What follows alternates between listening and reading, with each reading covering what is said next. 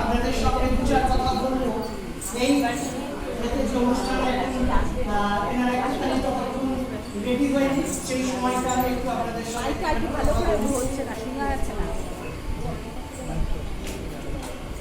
শাবনূর রায়চৌধুরী পরিবার পরিষদের যে ঐতিহ্য, যে ব্যাপ্তি, সেটা আপনারা সবাই জানেন। সেটা নিয়ে আলাদা করে ইতিহাসের নিয়ে আলোচনা করার জায়গা আজকে নয়। তার জন্য সারা বছর সাবর্ণ সংগ্রহশালা রয়েছে, সারা বছর ছাত্রছাত্রীরা আসছেন, সেখানে সারা বছর আমরা এই নিয়ে আলোচনা করছি। শুধু দু চারটে কথা বলব। সাবর্ণ সংগ্রহশালা এই মুহূর্তে আপনারা হয়তো জানেন, অনেকে হয়তো জানেন না, পশ্চিমবঙ্গের পর্যটন বিভাগ, পশ্চিমবঙ্গ সরকারের 24টা যে দর্শনীয় স্থান হিসেবে কলকাতার মধ্যে বেছেছে, যেটা সারা পৃথিবীতে তারা প্রচার করছে, তার মধ্যে আমাদের সাবর্ণ সংগ্রহশালা অন্যতম। এবং সাবর্ণ সংগ্রহশালার সঙ্গে 2 বছরের মূল চুক্তি স্বাক্ষর হয়েছে নিমালিপুর কলেজের, এবং নিমালিপুর কলেজের তরফ থেকে আজকে প্রিন্সিপাল স্যার ডক্টর জয়দীপ সালুকি আসতে পারেননি, উনি দেশের বাড়িতে যেতে হয়েছে, ওনার বাবা খুবই অসুস্থ হয়ে পড়েছেন হঠাৎ।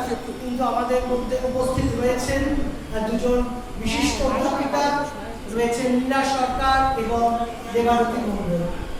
আমরা সাবর্ণ রায়চৌধুরী পরিবার পরিষদের তরফ থেকে ওনাদের আমরা স্বাগত জানাই, ধন্যবাদ জানাই, কৃতজ্ঞতা জানাই। এবং আমাদের স্টুডেন্ট গ্রুপের সঙ্গে সঙ্গে আমাদের এখানেতে নিমালিপুর কলেজের ছাত্রছাত্রীরা এখানেতে তারা কাজ করছে। সেখানেতে রয়েছে দেবজিতা, রয়েছে রয়েছে রায়া, রয়েছে স্বর্ণেন্দু, রয়েছে জেনিফার, আর কি আছে কলেজে, আর কি আছে একদম। আচ্ছা, তার সঙ্গে আমাদের রয়েছে সঙ্গী, রয়েছে সাত্বিক, রয়েছে ঋতঙ্কর, রয়েছে, এরা সবাই রয়েছে। তো আপনারা জানেন যে আমরা ছাত্রছাত্রীদের নিয়ে, এবং অবশ্যই মানে যাকে ছাড়া আমাদের সাবর্ণ সংগ্রহশালা চলবে না, সেই অন্তরিক্ত যাকে নিয়ে আমাদের মানে আজকে নয়, ও সে ক্লাস 2 থেকে আমার কাছে ছাত্র ছিল এবং আজকে ইঞ্জিনিয়ার হয়ে চাকরি করছে। কিন্তু এত বছর ধরে কিন্তু এই সাবর্ণ সংগ্রহশালা এবং সাবর্ণ রায়চৌধুরী পরিবার পরিষদের এই স্টুডেন্ট গ্রুপের সদস্য, এবং ওর হাতে যিনি করে ওর দাদা অর্থপ্রভ, সেই মুহূর্তে বম্বেতে চাকরিরত করেছে, আসতে পারেনি, ওরকম করে আছে এখানে। যাই হোক, এই সাবর্ণ সংগ্রহশালা, সাবর্ণ রায়চৌধুরী পরিবার পরিষদের এই যে আমাদের কর্মকাণ্ড, সেইগুলোতে আমরা চাই যে আগামী প্রজন্ম যাতে আমাদের শিকড়ের খোঁজ, আমাদের যে ইতিহাস, ঐতিহ্য, সেইগুলো যেন তারা সব রকম ভাবে তারা যেন তার মধ্যে তারা সেগুলো যাতে শিখতে পারে। সেটা শুধু যে ইতিহাস হতে হবে, সেটা যে কনজারভেশন হতে হবে, সেটা নয়। সেই জন্য আমরা এইরকম গানের অনুষ্ঠানের আয়োজন করি, যেখানেতে ক্লাসিক্যাল মিউজিক থাকবে, যেখানেতে তারা এই ক্লাসিক্যাল মিউজিকেরও একটা অঙ্গ হতে পারবে। না হলে তো সারাদিন আমাদের শুধু মোবাইল আর ইউটিউব আমাদের এখন জীবন হয়ে গেছে। তার মধ্যে থেকেও ছোটখাটো এরকম অনুষ্ঠানগুলো যদি আমরা করতে পারি সবাই মিলে একসঙ্গে, তাহলে আমার মনে হয় আমাদের যে ভেতরে যে জ্ঞানের যে ইচ্ছে, আমাদের যে নিজেদের মধ্যে যে একটা নতুন জানার যে আগ্রহ, সেইটা আমরা মনে হয় আমরা আমাদের মধ্যে বাঁচিয়ে রাখতে পারবো। বাঁচিয়ে রাখা কথাটা আমি বললাম তার কারণ প্রায় বেশিরভাগের মধ্যে কিন্তু এটা মরতে চলেছে, অনেকটা কমে গেছে। আজ থেকে 10 বছর আগেও যা ছিল আজকে সেটা নেই। আমাদের আজকে সমস্ত বিশিষ্ট শিল্পীরা তো আমাদের মধ্যে আছেন, তাদের কথা আপনারা শুনলেন। আমাদের সঞ্চালনা করছেন তরুণ বসু এবং তুলিকা রায়।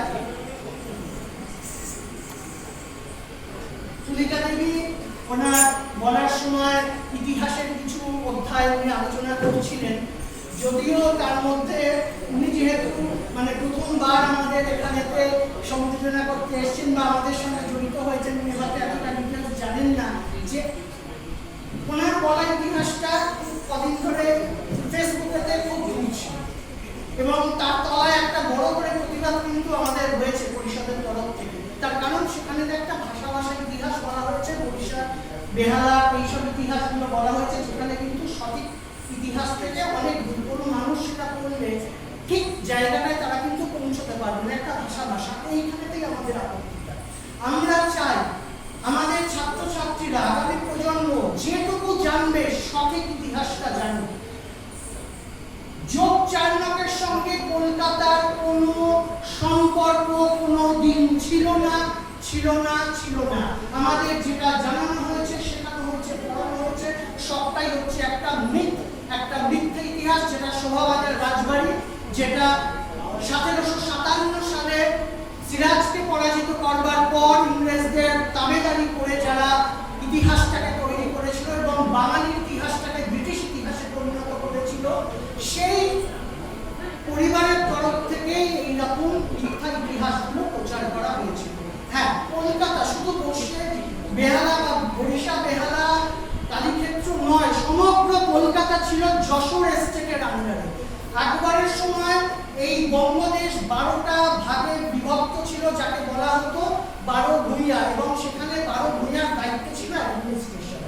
এই যে কলকাতা এবং যশোর, এইটা ছিল হচ্ছে যশোর এস্টেট, যার দায়িত্ব ছিল বিক্রমাদিত্য এবং তার ভাই বসন্ত রায়। বিক্রমাদিত্য অসুস্থ হয়ে পড়লেন, এই বিক্রমাদিত্যর পুত্র হচ্ছে প্রতাপাদিত্য। বসন্ত রায়, আপনারা লক্ষ্মীকান্তের গল্প অনেকবার বলেছি, কালীঘাটে তার জন্ম 1570 সালে। তিনি যখন 21 বছর বয়স, 1591 সালে বসন্ত রায় ওনাকে এই যশোর এস্টেটের মহামন্ত্রী রূপে নিযুক্ত করেন, এবং প্রতাপাদিত্য এবং লক্ষ্মীকান্ত বয়সে খুব কাছাকাছি, এবং বসন্ত রায় কিন্তু তাদের রাজমন্ত্রে দীক্ষা দিয়েছিলেন। বসন্ত রায় তাদের কাছে পিতৃতুল্য, এবং আপনারা জানেন যে লক্ষ্মীকান্তের বাবা কামদেব ব্রহ্মচারী তো চলে গেছিলেন মণিকার্ণিকার ঘাটে সন্ন্যাসী দিয়ে মা কালীর ওই সতীর দেহ অংশ এবং কালীঘাটের যে মূর্তি প্রতিষ্ঠার পর 1570 সালে। তো সেটা একটা আলাদা গল্প, আমি তার মধ্যে তুলতে চাইছি না। হ্যাঁ, সেই ইতিহাসটা আপনারা জানতে পারবেন। তার জন্য আমাদের যে কালীক্ষেত্র কলিকাতা যে বুকলেটটা রয়েছে, সেইটা 10 টাকার বিনিময়ে আপনারা এখান থেকে সংগ্রহ করতে পারবেন সুকুমার রায়চৌধুরীর কাছ থেকে। আমি সুকুমার রায়চৌধুরীর কাছে আমি এটা দিচ্ছি, আপনারা সেটা কালীঘাটের ইতিহাসটা সেখান থেকে পেয়ে যাবেন।